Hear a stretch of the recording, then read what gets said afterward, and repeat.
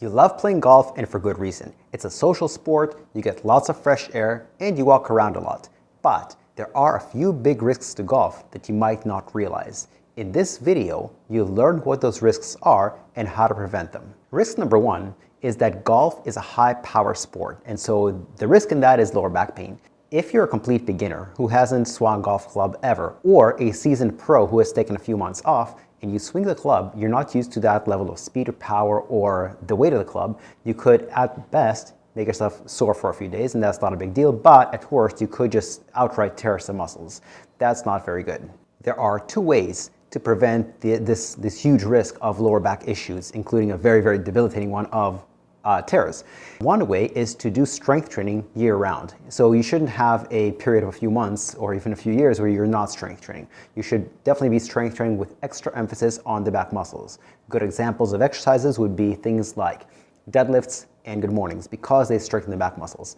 But they strengthen the back muscles in a different way than you use in golf, but they give you a base. So after a few weeks of strength training leading up to your golf season, you should start introducing rotational movements. Things like taking a cable and rotating. Things like taking a medicine ball and slamming it. These are examples of movements that are more specific to golf and therefore have a very better carryover to golf. Now, I wouldn't do these with full power, full force from day one. I would do the 2 to 8 weeks of regular strength training with nothing golf specific, and as you get closer to the season, you would start introducing more golf specific movements at golf specific speeds. So that is strategy number one. Strategy number two, to mitigate the risks of a potential lower back muscle tear, is the first 3 to 5 games that you play, don't play all out. Don't try to drive the ball as far as you can. Try to, the first game, just try 50%. The second game, maybe 60%, and build it up to there over a period of 3 to 5 games, where eventually, after that period of time, you're then swinging at 100%.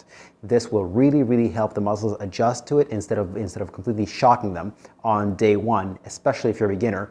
But it could be worse if you're an advanced person, an advanced golfer who's taken a few months off and still think you have that kind of power. If you need help devising an exercise program that addresses your unique individual strengths and weaknesses, you can apply to work with us by clicking on the link in the description below, which will take you to our homepage where you'll fill out a very quick application form, and you can set up a quick 10 to 15 minute Zoom chat, which is no obligation, no sales pitch, just to see whether or not we can help you.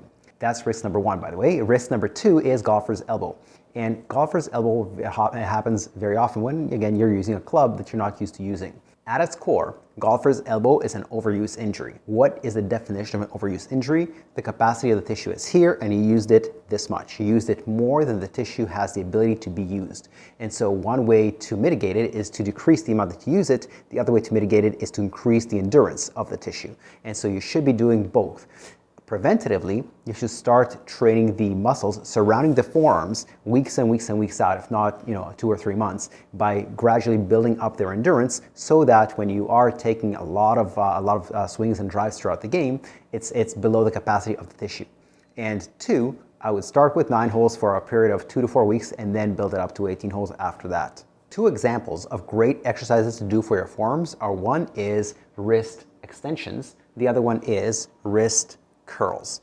And these will build up the muscles that are very much in line with golfer's elbow. If you think this is a lot of preparation to do just for golf, which is a fairly gentle sport, you'd be wrong, because golf comes with a lot of injuries, especially for those who are unconditioned or deconditioned.